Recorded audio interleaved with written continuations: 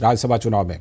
तो राज्यसभा चुनाव के दौरान इंडी गठबंधन को कई झटके लगे। उत्तर प्रदेश में जहां समाजवादी पार्टी की अंतर्कलह और फूट सामने आ गई, तो वहीं हिमाचल प्रदेश में कांग्रेस उम्मीदवार की हार के बाद मुख्यमंत्री सुक्खू सरकार पर संकट के बादल मंडराने लगे।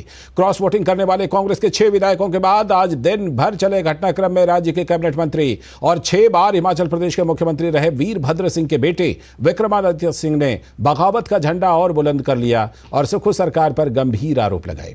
नेता प्रतिपक्ष जयराम ठाकुर ने राज्यपाल से मुलाकात कर विधानसभा अध्यक्ष की नीयत पर संदेह जताया था। उन्होंने बजट पारित कराने के लिए स्पीकर से मत विभाजन कराने की मांग भी की ताकि सदन में सरकार के पास बहुमत की स्थिति साफ हो सके, लेकिन विधानसभा स्पीकर ने पूर्व मुख्यमंत्री जयराम ठाकुर सहित विपक्ष के 15 विधायकों को निष्कासित कर दिया। बाद में विपक्ष की अनुपस्थिति में विधानसभा से बजट पारित करवा लिया गया और सदन की कार्यवाही अनिश्चितकाल के लिए स्थगित कर दी गई। बीजेपी नेता जयराम ठाकुर ने सरकार पर तानाशाही का आरोप लगाते हुए कहा कि यह सरकार सत्ता में रहने का नैतिक अधिकार खो चुकी है।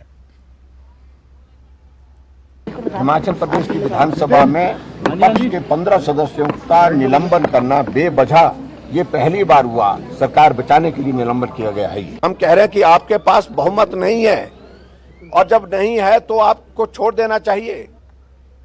तो हिमाचल की बात हुई, अब उत्तर प्रदेश की बात कर लेते हैं। लोकसभा चुनाव से ठीक पहले उत्तर प्रदेश के राज्यसभा चुनाव परिणामों में भाजपा की जीत और सपा विधायकों की क्रॉस वोटिंग से साइकिल भी चक्रव्यूह में फंस गई है। सपा ने राज्यसभा के लिए 3 उम्मीदवार उतारे थे और उसके तीसरे उम्मीदवार की हार ने कई सवाल खड़े कर दिए हैं। विधायकों की क्रॉस वोटिंग से समाजवादी पार्टी खेमे में जहां खलबली है, तो वहीं इस चुनाव में भाजपा के शानदार प्रदर्शन ने इंडी गठबंधन की चिंता भी बढ़ा दी है। तो बीजेपी नेतृत्व ने एक अतिरिक्त सीट पर जीत दर्ज कर अपनी तैयारियों और नेतृत्व क्षमता का लोहा भी मनवा लिया है। नतीजों के बाद बीजेपी नेताओं ने दावा किया कि ये तो इस बात का संकेत है कि लोकसभा चुनाव में एनडीए यूपी की सभी 80 सीटों पर जीत हासिल करेगी।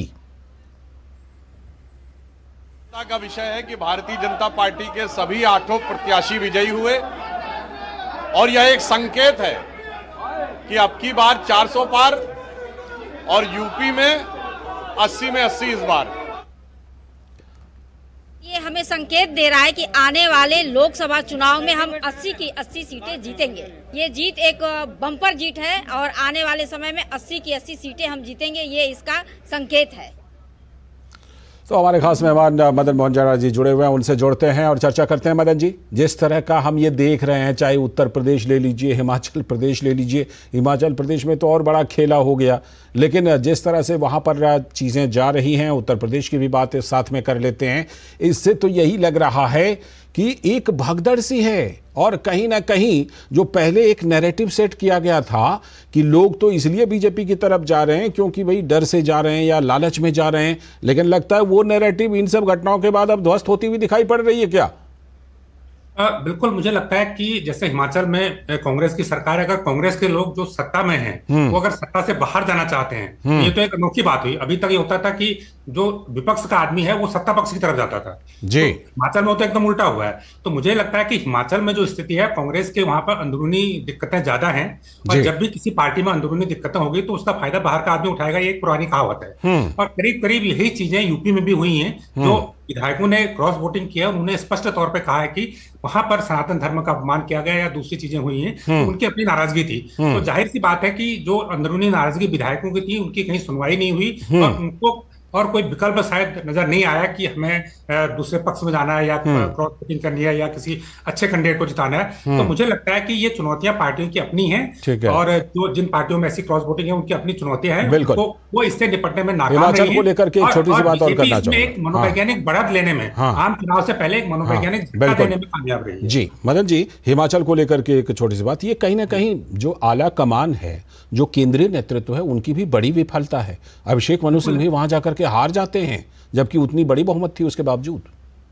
बिल्कुल, मैं तो ये मानूंगा कि जब अगर वहां पर अगर जो विपक्षी दल बीजेपी के 25 उम्मीदवार उन्होंने अपना कैंडिडेट उतार लिया था तो प्रदेश के नेतृत्व को और केंद्रीय नेतृत्व को उसी दिन अलर्ट हो जाना चाहिए था कि भाई ये पार्टी कैसे उम्मीदवार उतार रही है, इनके पास तो इतना सीटें नहीं है। तो मुझे लगता है कि उस चीज को सतर्क हो जाना चाहिए था उसी समय। बिल्कुल, उसको 3 दिन का टाइम मिला, 4 दिन का टाइम मिला, उस चीज को अनदेखी की गई और जो विक्टिम कार्ड तब खेला गया कि जब लास्ट में जब रिजल्ट सामने आ गए उसके बाद आप विक्टिम कार्ड बिल्कुल उसका फिर कोई फायदा होता नहीं। सही बात, पहले वो उस पर चर्चा करते, पहले अपनी चीजों को बेहतर करते तो हो सकता है शायद समय की कमी है। फिलहाल बहुत बहुत शुक्रिया मदन जी जुड़ने के लिए और चर्चा करने के लिए इस खास प्रोग्राम में। तो इसी के साथ